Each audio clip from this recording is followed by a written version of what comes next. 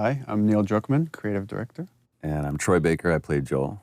And I'm Ashley Johnson, and I play Ellie.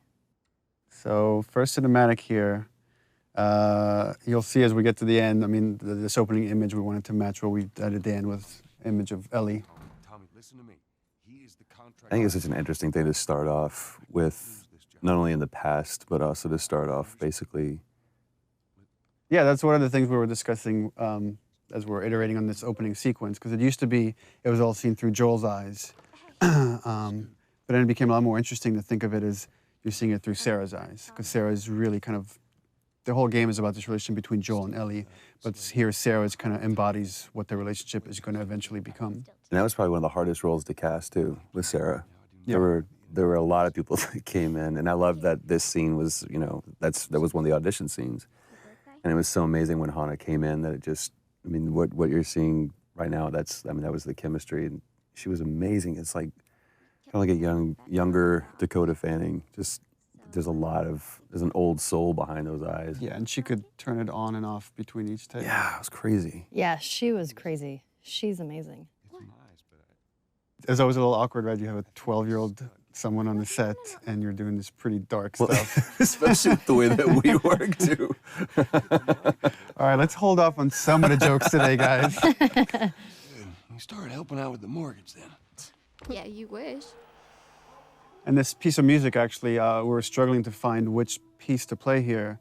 And then Gustavo wrote this thing for the VGAs just to play before we showed the trailer. And right away I heard it, I was like, that's got to go in the opening. This is the theme kind of like the relationship between Joel and his daughter that later becomes the theme between Joel and Ellie.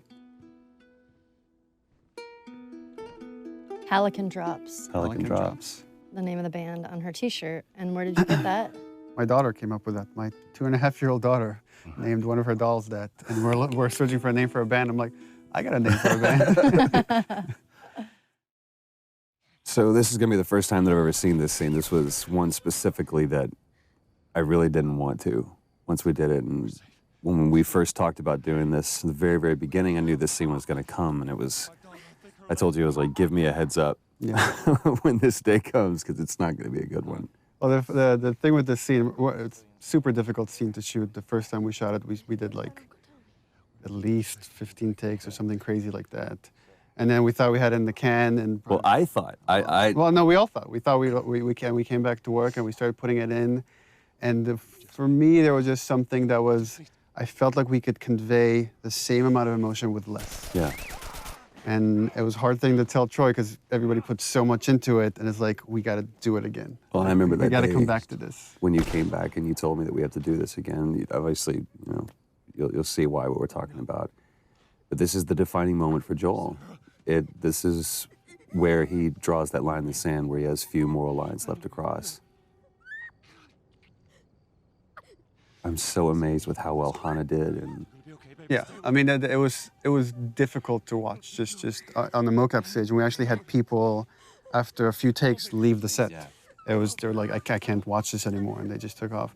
But from a story standpoint, it's so important to show just what the violence does and how it like rips apart this family.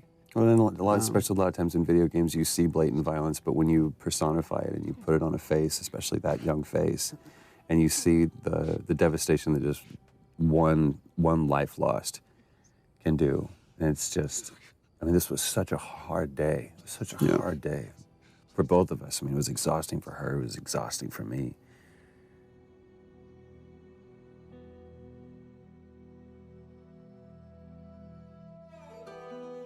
So the opening credits, the thing with the opening, initially we didn't want to do opening credits, didn't even have the idea for this, but the jump felt too sudden to go from Sarah dying to then 20 years later. And making up. We found that when people watch it in succession, they're not paying attention when we start introducing Tess in the world because they're still recovering from Sarah dying. So we're like, okay, well, let's have this opening sequence that can kind of help bridge the gap.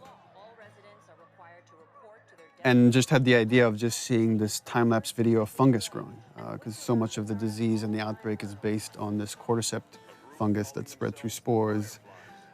So we contacted a group at Sony San Diego who did this whole opening sequence for us, and they actually got these fungal kits where they grew fungus like in their bathrooms and filmed this over like days to produce this thing. So everything you're seeing is actually it's real. It's not CG. It's not. It's all organic. except for the spores at the end, which are CG. Everything is real. This whole journey is like a dreamlike state, and you constantly see people waking up, and you see this multiple time with Joel, and it's as if he's like remembering the past. He's always having these bad dreams throughout the game. That was always something that we had to keep in mind when we did this scene, because we shot this before we shot Sarah dying scene. So it's kind of like we knew that those were going to be in one way or another kind of butted up against each other. But this is such a great thing. Again, this was in the audition thing that we did when we were trying to find Tess. And when Annie walked in, it was just like, she walked in as Tess. We saw a lot of different people for that. And this was just such a great, because the relationship you see from going from Sarah and Joel to now Joel and Tess, it's just, I don't know, you see everything, like the house that he was in before was nicer. He looked nicer, and it's not just the years have passed, but those years that have passed haven't been This also kind. gets into something interesting for me as a writer, which is you have a certain notion of characters or how you want the structure to be, and then once it's interpreted through actors like Troy, it changes. Like I've always imagined as Joel doesn't really care for Tess. He's completely shut down, and Troy treated it differently, which is I think he really cares for Tess, and even though he might not show it, and we just kind of embrace that. And you kind of see that later when Tess gets infected. That wasn't how the scene was originally envisioned, that Joel has such a reaction, but it became a lot more interesting to own that. Well, and also how much this relationship changed over, I mean, time and different writing iterations and just conversations that we had about this. Even, within the last month or so, we've had conversations about this. It's like, what is their relationship? Because we never define it. I think anybody else would have put it on the nose, they're lovers or whatever. There was one note that you gave, it's like, for one specific take, and it said, let's just assume that there was a fight last night over what, we don't know. This is that moment afterwards. So it was like this awkward tension between the two of us. But there's no like loving embrace, there's no kiss that Joel and Tess have. It's just such an interesting relationship. And the challenge was to try to, how much can we convey just through nonverbal interaction? Right. Our first torture scene. And it's with the lovely Robin Atkin Downs, which I was just joking and saying that it's not a Naughty Dog game if Robin isn't getting the shit kicked out of him. He's been in every game since Uncharted 1. And we just put him through the ringer on this one. Poor guy. It was important to show just how far Joel has come, from the father you see in the opening sequence to here is a man that is willing to torture someone to just get what is essentially interesting. money in this world. Right, but it's interesting because he's like that brutal enforcer. It's kind of like that scene in LA Confidential where he's Russell Crowe. She's running the show. She's the dominating one, and I'm just brought in to be the muscle. She's the brains of the operation. Yeah, clearly. Stop! Quit your squirming. That's all Robin's expressions too. It's so great. They did such a great job with the facial. Yeah, it's important to note also, all the facial is hand animated. We don't use any facial mocap. We find that we get better results with our animators. And it almost becomes one-to-one. I mean, it's just genius. Here it is. Wait for it. Give me a week. I might have done that if you hadn't tried to fucking kill me. Vote of hesitation. It's gonna cost you. I can't. We re-edited that. We used to show the break, and actually it was less brutal than when we didn't show it. When you didn't show it? Yeah, when it's left to your imagination, it's a lot worse. Yeah, but just you can see the way that his arm's positioned. But yeah, you're right. This is so revealing, not only about the relationship, but about, again, who Joel has become. To go from a father who just cares about keeping his nose down and keeping the job and playing by the rules, to being a guy who could just literally break some guy's arm over guns. It's just crazy. Come on. Yeah, fuck those fireflies. Let's go get them. She loved doing that scene too. And he loved that. She tried not to smile every time. And I love it's just business as usual. It's back to it. It's like, all right, so now what? And we're about to meet the very talented Merle Dandridge. Ah, Merle. Now, here's something interesting about this. Again, going back to the audition, that process. We saw a bunch of different girls, even girls that we had originally seen for Tess, we brought back to see. And they're all really Marlene. good. They're fantastic. And then Merle came in and just, And there was no question. And I wasn't there for that. And Ashley can chime in. Or no. Ashley was part of the audition for Merle. When she came in, it was hands down. Yeah. It's like, that's Marlene, come on. It's funny that all three of us knew, like right away that, yeah, she needs to play Marlene. But you said we ended up setting up a special thing just for her. Yeah. Because you're like, you've got to see her. I want you to Yeah, see her. we had callbacks, and she was busy. She couldn't make it. And we had a special day of callbacks just to bring her in because we felt really confident that she could do it. 'Cause I felt like she was the only one who didn't play it all either super tough. Or street, yeah. Yeah, she kind of had Yeah, the she perfect really straddled that combination. line. It was so great. But we did that first scenes in the audition, literally first take, first scene, and she exits. It's at the very end of the game, and she turns around, she exits, and I turned around, look at Neil. I was like, I just mouthed, "Are you kidding me?" It's like, And it was I done. mouthed, "I told you so." Yeah, she did such a great job. This is another kind of thing that I think is interesting that's happening in video games, where we see two really strong women characters, female characters that aren't being over-sexualized. They're just strong women. Here we go. Ellie's introduction. Yep.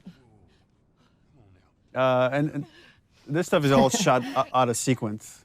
So it's I don't know, maybe you guys should talk about the process of how you get into that state. I'm trying to remember that. I just really like the fact that the first time you see Ellie, you see her knife first. Right. I just think that's You see that kind she's of a awesome. fighter. Yeah. I forgot that was the first time that you saw Ellie. That was the first scene. That just from the get-go, she's fighting. Yeah, but it's not just she's fighting because she really cares for Marlene. That's kind of Yeah. the crux of this, is that you see these two characters really care for one another. And I love in such a short time you see between Marlene and Ellie, there's this connection that's so Right. important because that has to carry through to the end of the game when Marlene shows up again. Well, even like just the positioning of the two people. I mean, it's Joel and Tess versus Ellie and Marlene. And just like, it's so interesting watching, right, Joel here doesn't even make eye contact with her. He doesn't even acknowledge her existence. Right. She's not crossing to that part of town. I want Joel to watch over her. Whoa, I don't think that's the best Ellie. idea. Our first fight. Here we go. Bullshit! I was close with his brother Tommy. Said if I was ever in a jam, I could rely on him.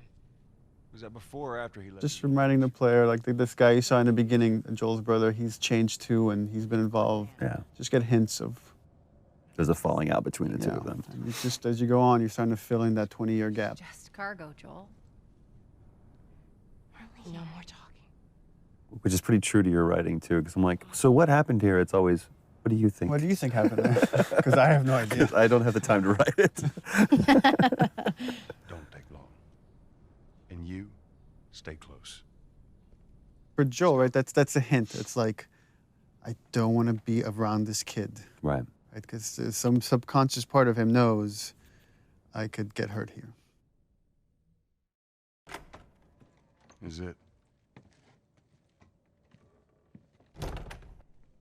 First moment alone. What does Joel do? Time for bed. Takes a nap. I'm tired. What are you doing? Killing time. I do really like this scene. Well, what am I supposed to do? I am sure you will figure that out. It's a great moment. It's another one of those moments too where it's like, it just feels like Joel is just always exhausted. Like this world is just bearing down on him. But I love that moment too, where she points out the watch, where we get to establish that watch that. Yeah, and that's Sarah something gave we me. didn't have in the beginning. That's actually something we inserted after the fact. Not for this scene, but there's another scene where we have that. But I also love, like you said, the kind of the juxtaposition between Joel and Ellie, to where Joel's just, like you said, weary and exhausted, and you have this total opposite, almost antithetical thing of like this naivete and this childlike behavior that's wanting to explore. And it here shows up in this. she's talking about having bad dreams, like the idea that they're both carrying this baggage with them, and it's how they first connect. Look how dark it is. Can't be any worse out there. Can it? What on earth do the Fireflies want with you? Hey. Sorry it took so long. Soldiers fucking everywhere. How's Marlene? What a great moment. He finally addresses her, finally connects on that level, and that moment's interrupted. Well, it's also the first time kind of Ellie, if you think about it, opens up to him. She's saying, "I'm scared," right? That was The subtext of Yeah, that question. that's true. Go get some guns. Don't do anything stupid. Move. Turn around, on your knees. It's such an interesting thing that we're like 2 hours into the game and we're still the enemy, if there is one, or just other humans, just other people that are on other sides of the law, but there's no infected, there's no clickers, there's no anything. Look the other way. We can make this worth your while. Shut up. Tired of this shit. What's the ETA? Couple minutes. I love the attention to detail, the rain falling off their faces. She's the one that strikes out first. Then it's interesting how Joel instinctively, when a gun is pointed at Ellie, he acts. Yeah. Again, there's something subconscious that he feels like he has to protect this girl, even if he doesn't realize it yet. Here it is. Jesus Christ. Marlene set us up? So this is starting to build up that conflict between Joel and Tess. Yeah. And this is something we struggled in the story for a long time, is like, how do we motivate this guy that shouldn't really want to do this mission? How do we get him to take on this mission to carry Ellie across the country? And it was through Tess. So if we get Tess to really buy into this thing, and then we, Tess gets infected, then she can convince Joel to take this on. At least initially, at least until we can spend long enough time with Ellie so they can connect. Yeah. And then it becomes about something else. I'll also say, Ashley, when we were doing this, the way that you conveyed fear, because that's a very scary situation that you're in, because you felt like your back was against the wall. Yeah, this is where we really, this is where we kind of show you the difference between Joel and Tess. Yeah, because you're starting to see Tess really kind of buy into this, and you see some hope. Well, the thing I like about your performance here is you really get the sense of the conversation she's had with Marlene and the struggles she's been going through the past 3 weeks. She said that they have their own little quarantine zone with doctors there still trying to find a cure. It's where you see just deep inside how much Tess is desperate for any kind of redemption. Whatever happened to me is that... Remember, Ashley, we were talking about the scene and the idea that Ellie's not sure she believes in this thing. She feels this whole thing is insane and ridiculous. I remember that. I believe the direction I gave you was like, imagine you're giving yourself a compliment. Yeah. If you as a person in real life found out you were the cure for mankind. I'm kind of awesome. Yeah, you apparently, wouldn't. so I am the especially Messiah. in that 3 weeks, you wouldn't, it'd be hard to own that. All right. Now watch your step as you're going out, because it's going to be a little... Little brat. I love the dynamics of this scene where it's like, Tess has this secret, right? She's bitten, she's not telling Joel or anybody yet. Joel here for the first, again, he's connected, he can't help it. Oh, is that everything you hope It's the first time he's like saying something semi-nice to Ellie. But there's still this layer of cynicism behind it. Can't deny that view. Come on, this way. He gets taken away by that childlike wonder. And this is something we added after the fact, the watch. The watch wasn't, we didn't have the watch at the time. Yeah. And Joel was just crossing his arms, and I asked the animators to like, oh, could you just flip his wrist and have him look at the watch? Yeah.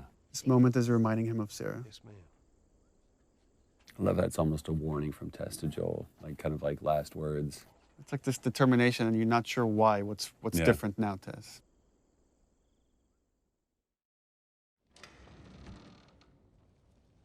No. No, no, no. Tess's desperation. What happens now? I love and it totally comes across without many words or anything, just through the expressions on Joel's face, which is, I've put up with this long enough. Right. This is over. I've indulged you enough, Where's Tess. this lab of theirs? Oh, she never said. She only mentioned that it was someplace out west. What are we doing here? This is Yeah, not... that calm, pacifying, trying to talk some sense into you. Know that you are smarter than this. Really? Right. Guess what? We're shitty people, Joel. It's been that way for a long I time. love the fact that her character, It is over, Tess. she knows she's gonna die any minute, but she's still holding on to so much hope Go Yeah. home. I'm not that, well, she's different. going anywhere. Right. Look at her bite. The world could still change. And it's kind of this theme that, like, this idea of, I've done all this crappy things, but it's all okay if I could do this one thing right. Right. And then that kind of moves over to Ellie. And we see that theme later when Ellie, like, talks about it can't be for nothing. I got to point this out. Everybody else, because this was a part of the audition scene too, everyone else did that "don't touch me." They screamed it out, and I love the way she did that, where it was like that first "don't touch me." And it's Yeah. just that realization. And I love the fact that Ellie's the one that figures it out, not Joel. Oh, Christ. And again, the back and forth Annie's doing between this freaking badass to such vulnerability and constantly jumping back and forth. And she brought that every take.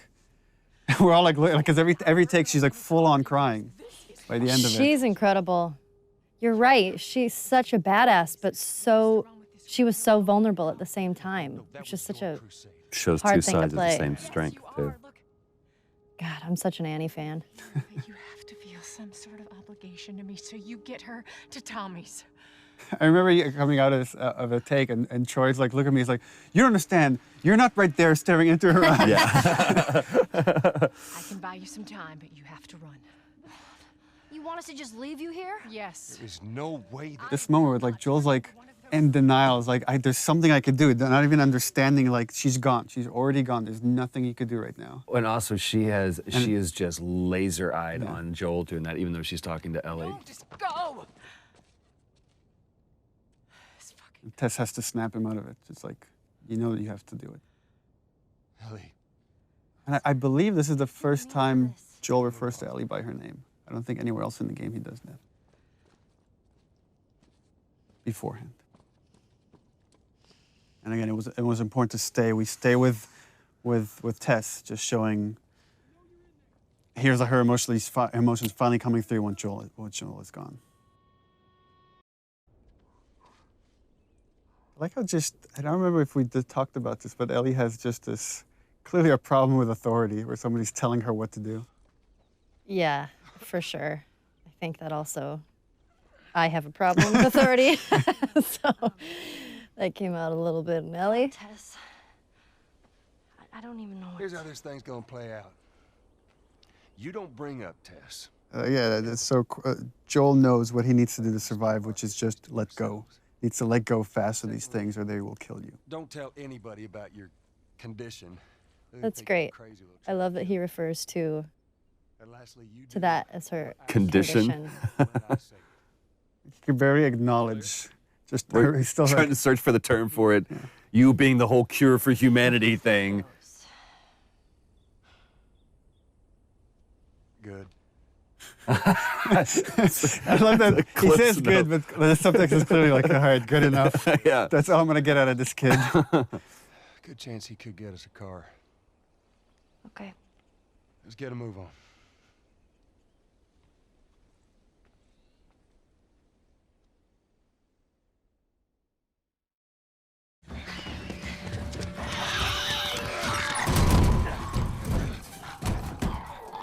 Hey, it's Bill. Lovely Earl Brown.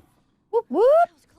I remember you were kind of geeking out when you auditioned with him. I was. We saw like a lot of people for Bill, and there was a lot of like stars that came in. I was really surprised. Like, but then when he walked in, I was like, holy crap, it's Dan Dougherty from Deadwood.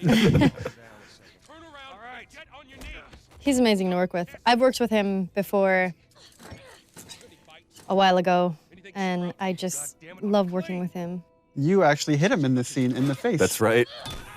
I did. Right there, and we kept it. And he kept going, what a trooper. That's one of my favorite things, is when he goes, am I Yeah. dead? He was sick that day. Yeah. He was like getting over a cold. I did hit him, and I felt so bad because it was a complete accident. I think I didn't realize my swing was going a That lot was faster the than I thought first it was. of many people that you hit during the shoot of this project. Yeah. Getting It into happens. character. Well, I also love this business that he's doing here too. That was something that he completely made up. He's like, you know, working on the sword and. Listen to me, you little I shit. love this. I need you to shut up. Again, I love this moment, this paternal thing. Like, just shut up, kid. I need to handle this. He's always a dad. Actually, Bill, they are. Well, it don't matter because I don't have a car that works. But there is one in this town. Parts. There are parts in this town. Meaning that you could fix one up.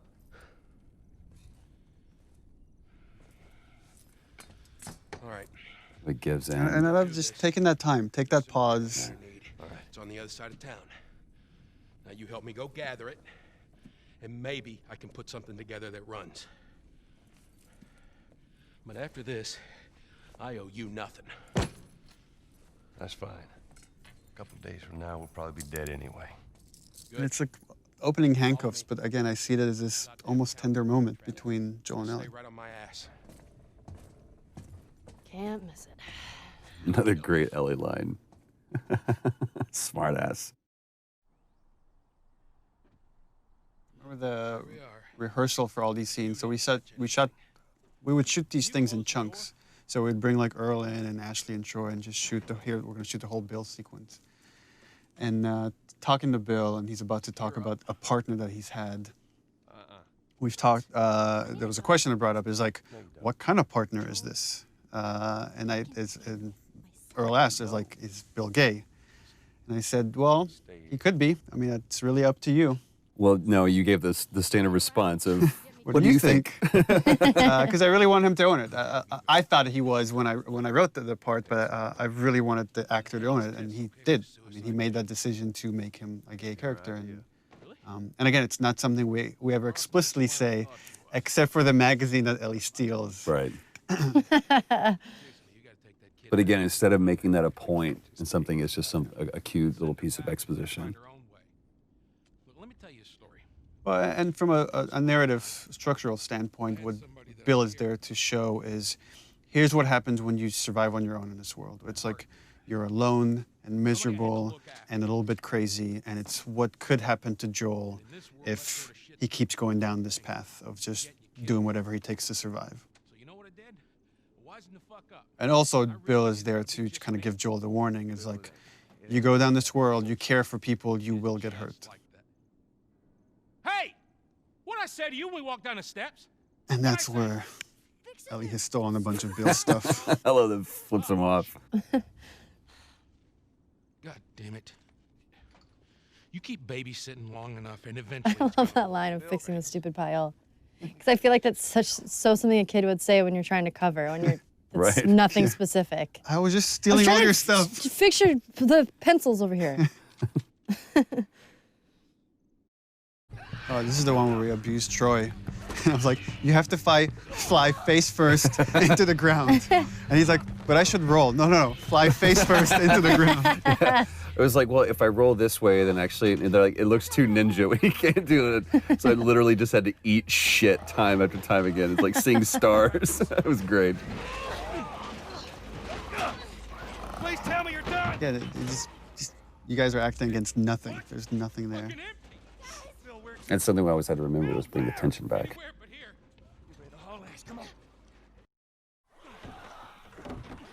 Left too that he closes a glass door like that's gonna do much. Yeah, right.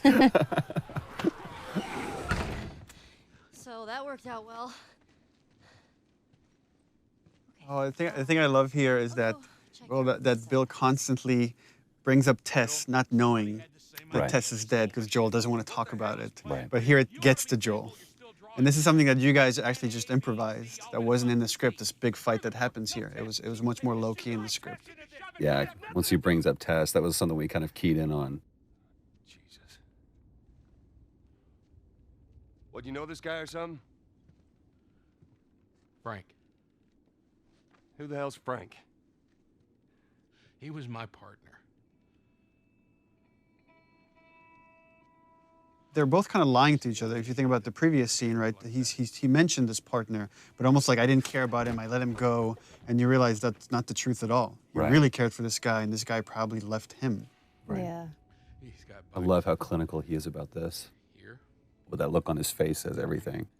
Well, that turn too that Earl did with, he realizes Joel is looking at him and he's being vulnerable right now, and he puts the mask back on. Yeah. And I remember like seeing that moment from Earl. I was like, yeah, we cast the right guy. Well, fuck him. And then that turn right there. Which again is kind of what purpose Bill serves in the story, is to show that having those moments of emotion, there's nothing he feels, there's nothing but weakness. Get out. Get out. I love it. That relationship between the two of you I was love so it. good. That's what was great about the cast, is constantly having to switch from these really serious, dramatic vulnerabilities to playing tough, right? Because that's what you kind of have to do in this world, is let your humanity come out, but then learn when to shut that off to survive. And also, you're seeing it's very subtle here, but you're starting to see this change in Joel, where he's giving Ellie more and more responsibility. He's trusting her. Instead of just saying, stay out of my way, he's like, Right. I need your help. This is a good point that, in case people weren't aware of the process. I mean, everyone at this stage, we had such great sets, even though it's kind of rudimentary, but they actually built a truck for us, and we used that truck so many times. But I think this was the last scene that we shot with Earl. Yeah, and rehearsal, I would try to give you guys as much of concept art and videos that we had, Right. so you can imagine the space, because you have nothing there to act off of, except each other. That's right. You guys have each other. It's true. And I love this exchange between Bill and Joel too, because it's Joel trying to kind of apologize for an awkward situation and trying to show some sensitivity to him, and Bill just completely glosses over it. And The thing with Joel that I kind of admire, like, he can't come up with the right words. He can never come up with the right words. I was like, it's like a half sentence. He's like, so, yeah. And Bill kind of finishes that for him, but it's Which really helps my writing. This theme comes in here because to show Joel's now alone with Ellie, but the relationship has changed. This is starting to become that theme we heard in the beginning with Sarah. Now we're getting into the first scene we ever shot, and this is your guys' edition right here. yeah. Yeah, this was the first audition scene when I came in, when I read for you guys, along with another scene that I don't know if it's in the game or it It's not in probably the game. changed a little It's bit. like the scene with the Walkman. Yeah, the scene with the Walkman. There's a scene. There was the scene kind of like it, but it's pretty different. Back at Bill's. I mean, all this stuff was just lying there. What else did you get? Well, and I especially love this because, especially at this point, we had no idea who Bill really was. That is actually before my... How many times did we come back to this scene? Like at God, least 3 times. Yeah, at least 3 times. I love what she says. I was like, hey, you know who this is? And the different versions of songs that we ran through with this too is great. I'm sure your friend will be missing this tonight. That's the guy on the cover is John Sweeney, one of our concept artists. That's awesome. Is the centerfold also his penis? We should have that unlockable. You could see what she's looking at. Yeah. Get your subscription to Bearskin Magazine today. I'm just fucking with you. And the awkwardness of that moment. But it's also such a great moment of levity between the two of them. I don't know, that's kind of a way of her complimenting him or trying to bond with him. Yeah. And it's something I was very conscious of when like writing this stuff. It was like, this is making me uncomfortable here on the page. I have to leave it as is. Yeah. That's your litmus test. Yeah. I'm tired. I love that. Not even tired. Cut to passed out. This is the first scene, because it was part of that reveal trailer. It's the first scene that I ever saw put together fully, and I was just absolutely blown away how good it looked. It was the first time I'd actually seen, real flesh and bone put on Joel and Ellie. And the yawn we added after the fact. I remember that. Because we were like, she doesn't have a yawn. She should have a yawn when she wakes up. And then you were yawning on the set, and we're all yawning because it's contagious. I know, just watching that, I just yawned. I tried to be quiet about it. I love that this moment of silence and kind of peacefulness is broken up by this. So just Joel knows this trick. What about the guy? He knows it because he's done this before. Right. Poor John Bentley. And I love, again, how that music is playing not as a score, but coming from the car. It's just great. I believe that was Ruben that we hit and Yeah, had that him was fly, Ruben. fly off the truck like that.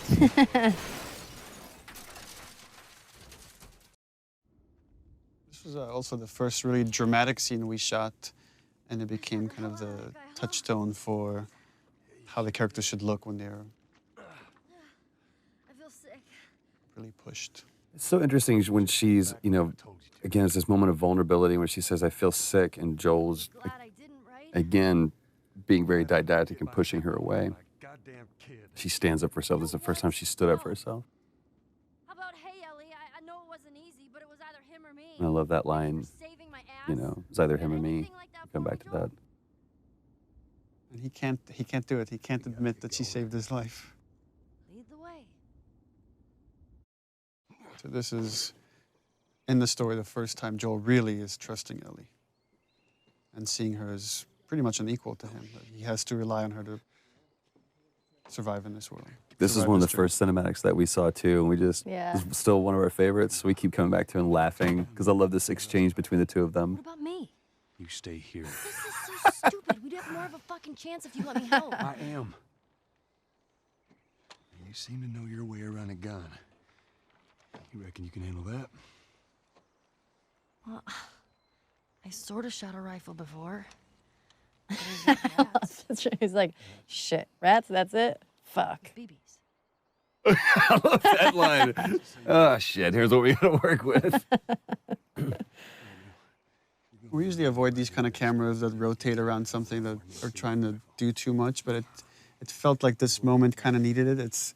Yeah, I love It's it. a weird parent-kid moment. Yeah. As soon as you fire, He's teaching her how to shoot to kill. Get another round in there quick. Listen to me. If I get into trouble, There's a really nice, every when I watched like Ellie's performance, this balance between she's trying to be a hard ass, but you could see in her eyes she's kind of terrified of the situation. Yeah. But even in this, there's almost a little bit of excitement there too. Either whether it's about the reality of her killing isn't real, or if it's just, I have an opportunity to make Joel proud.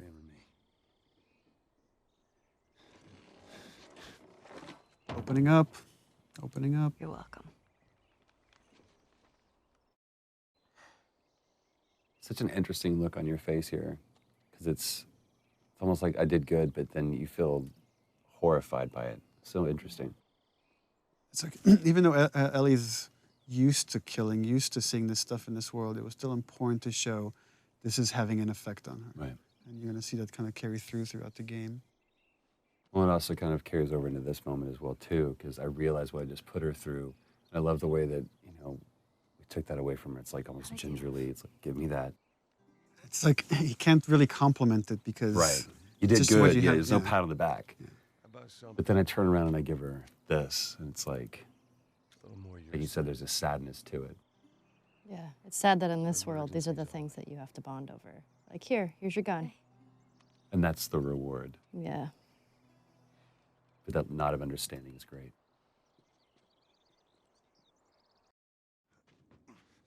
Brandon and Najee. There you go.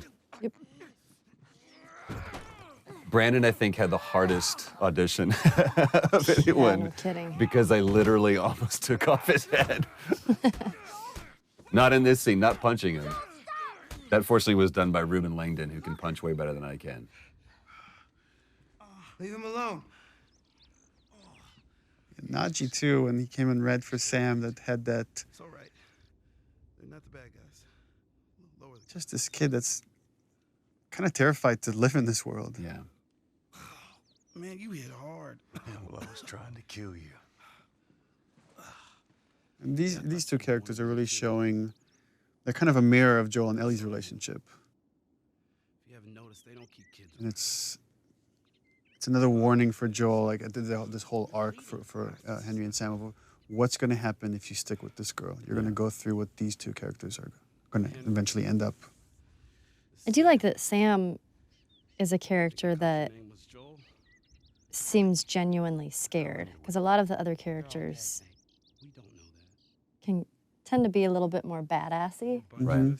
and he's young and he's scared. And He I also- love that. To me, he also comes across very sullen. Like Yeah. there's like just a little glimmer of hope and joy, but it's almost like anytime there is a moment of that, then Henry kind of takes that away from It, him. it also gives Ellie an opportunity to play a mentor of sorts for him. Not too far from Yeah. here. Be safer if we chat there. All right, take us there. Welcome to my office. One thing that I think made Brandon such a great choice for this, and the right choice for this, is this scene about how much he owned it and the pride that he had in showing off this wonderful camp that they had made for themselves, and kind of like trying to impress Joel, and Joel just come, very nonplussed about the whole thing. He's like, "Oh, good for you. Yeah, you've done this." And relax. We're safe. Well, the interesting thing, the way I read it is like Joel is impressed, but he's not. He's trying Not not to gonna show. show He's it. trying to still test this kid. But there's a lot of he sees himself in Henry. Yeah. Very, very much so. This is, I remember we going back and forth about this because, Oh yeah, because layout changed. Because initially they were going to go through the camp Right. at night, and then we had to change the layout, so we had to go in and re-record these lines. well, there's something on the reverse that it doesn't really matter, but when we shot this, the entire time that he was laying out this plan, I was just looking at him because I was like, I really care about your plan, kid. I care more about you. It's kind of like poker. You don't play the cards, you play the man. Again, one of those fleeting moments where kids can be kids. She doesn't seem bothered by all this. Such a powerful line. And Joel completely just dismisses it. You guys were actually doing that in the background while we were doing this scene. This was so great. It wasn't like shot separately. I know, we were just fooling around. You guys like, shut up. It just seems like there's a lot of people putting their stock on the Fireflies these days. Yeah, maybe there's a reason for that. So you don't know. I love this standoff, even though it's a sit-off almost between the two of them, where Joel's just pushing him for information just to see where this kid's grounded. Easy. That nod. Yeah, the threat being so subtle, but it's there. Yeah. And that's the other thing, again, that Brandon did with this that everybody else didn't do. They kind of really got in Joel's face, and he didn't. He didn't posture himself that much. It was just like, I'll take care of mine, you take care of yours. And also that he doesn't correct him about your daughter. Mm-hmm. Joel doesn't correct him. He's not, she's not my daughter. You and your girl, you want to join us. It goes down tonight. I guess we best rest up then. And I guess that's the most Joel's going to give him. Yeah. That's all Henry needs. Joel sleeping again. These were my favorite scenes where I just got to sleep.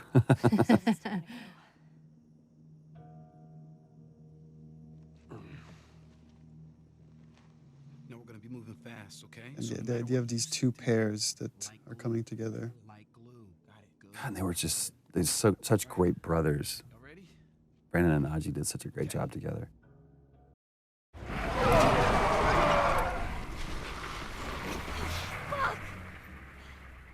How many bullets do you have left? I just remember it was funny because jumping off of this bridge, there's just A rope. a line of tape, and then you have to like jump off of it.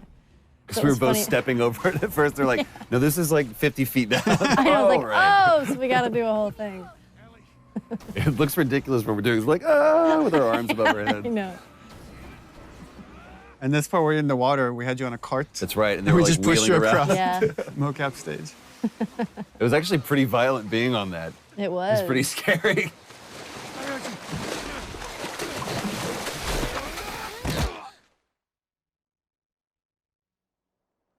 This was part of the audition scene that Brandon did that really just kind of helped us realize we had the right Henry. He's awake. Hey, you. Back to the salesman. It's like, hey, buddy, everything's okay. I Everything's know. all right. I really like that about his character, that he's kind of a salesman.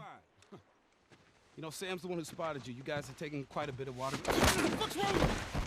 Henry! Get back, hey!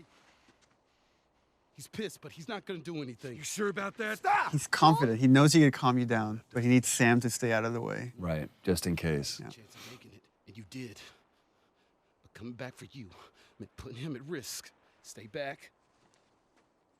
I think there's already the change there. Joel knows it's true. Yeah. Joel wouldn't have come back for him. I saved you. And even when we were shooting this too, I mean, that's you really get into that moment, and every time that I felt that hand on my shoulder, it's almost like that Hulk moment where you realize, oh, I felt bad for letting you see that part of me, because so far I really haven't, in these moments, let that demon out. I've done what I've had to do, but this is just cold-blooded murder I'm about to do. The thing with Henry, which Brandon really brought to it, which is making light of everything for Sam. Everything is done for Sam. Right. I think he really is intimidated. He is scared in the situation, but he's making light of it so Sam isn't as scared as he is. Because the second that Sam sees that he's scared, Sam will be scared. Silver lining kid. You're gonna be really happy you didn't kill me. This is the longest Short cinematic scene in the game. I had to fit that in there. Quit this place from since we had it in the first trailer. I can't quit you. I remember when we first, the very, very beginning of this, when we like did the first table read through this and everything, and we talked about, I asked if there was going to be a moment of just a light shining through in this darkness, and you talked about this scene, and at that point it was just really kind of just real easy brushstrokes of what it was going to be, and it really came into fruition and became this Well, all the characters here have their guard down. It's kind of unique because usually somebody's lying or somebody's hiding something. Right. And here's like everybody has their guard down. They're just talking about motorcycles. You two deserve a little privacy. And you were really giving too on this. We spent a lot of time on this, and there was this one scene where you just kind of let me ramble about you know, to where we really feel like we're coming midway into a conversation. I don't remember what was said, but it was just this cool moment. But you went more into the details of like with Tommy and where you went and the states and all that stuff. I think that really helped kind of make this, the following takes much more natural. Right, without all the rest of that stuff, the preamble being there. But I love the turn that he gives right here. It's like the kids have gone to bed now, and we can just talk like adults. Worst part about it all. Animation and lighting, right? If you don't capture these looks in the eyes, this scene doesn't work. Right.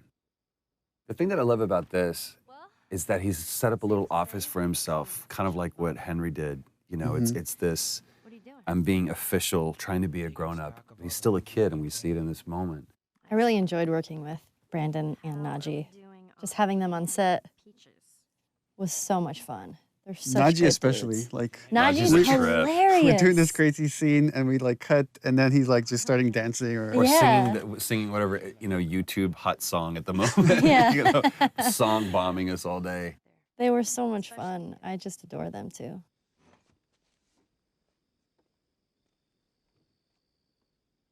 Is everything all right? You got an opportunity to put so much of you into Ellie. That's just because I can't write, so I just listen to Ashley talk, and it was like, oh, that's a good line. Have a good night. That's giving me way too much credit. How is it that you're never scared? It's like Who says that I'm not? putting up the defense, making joke of it, as Ellie does. Yeah. And then seeing when she needs to, because that's the only way she's going to cheer him up. She's going to open up to him. And also, she kind of throws out that bone, like, you know, scorpions are pretty creepy. That's not what I want to talk about. Being by myself. Which again, all this stuff she's saying here plays into what happens later when she finds out Joel's trying to give her up. He's giving her away to Tommy. Yeah. Those things out there. What if And it's kind of the same thing we're seeing with Tess, to where she was, again, she knows what's going on, he knows what's going on, but it's looking externally for some kind of either comfort or hope or answer or something. We're a team now. And then they just always come up empty. I guess one thing I'm just thinking about now, which is all the stuff Sam is going through because he's bitten, is probably the stuff Ellie went through when she was first bitten, because she thought she was going to turn. And it just happens that she was immune. But so that's what she kind of, Do you think that's true? all these realizations she's had. I go back and forth. I mean, I'd like to believe it. That's a powerful thing for essentially It's kind of kid sad to because say. that's not what Sam wants to hear. He Right. wants to hear that it's all going to be all right. Right. But she doesn't realize that's what No, he death is terrible. It's a horrible, painful process, and you're all alone. You know. I almost forgot. There. If he doesn't know about it, he can't take it away. All right. This did make me sad because, I'll see you tomorrow. you know, he spent that whole night alone. Mm-hmm. Like, Oh, You yeah. Henry didn't go back in there. I let him sleep in, just like. Yeah, let him sleep in. Oh. And that was the last conversation he had. And that always made me so sad after I read that. Because I was like, oh. Yeah, I didn't even think about that. And what would have happened if Henry had gone in there? I mean, the fact that Henry wasn't there, I mean, plays into, you know, the culmination of this scene where he's just racked with guilt. I mean, one thing we're very conscious of when putting the story together is we would have these really kind of dramatic moments that change the characters significantly, and then we would cut to some more time in the future. Yeah. And so you don't get to see right afterwards what happened to it, and then you get hints of how this affected the relationship, which is what you get into the next gameplay sequence. And this whole thing is, it's a huge change in Joel here, because now he sees, this is what's going to happen to me. The same thing that's happening to Henry right now is what would happen to me if I'm going to keep going and let Ellie get hurt. Yeah. And it's like, he's going to, after this moment, he makes the choice, like, I need to give her to Tommy. Oh my God. Sam? Oh no. I have no idea what that would do to a person to actually see that, to have to do that. Yeah, and I remember talking with Brandon about this when he's saying it's all your fault. He's not talking to Joel, he's talking to himself. Yeah. Oh, okay, easy. Yeah, the thing that's cool with this piece, Gustavo's music, is that you're carrying that weight. You're carrying the weight of that emotion of everything just happened onto the next scene, which even though they might not be thinking about Henry and Sam right this moment, but it's just that feeling is lingering going forward.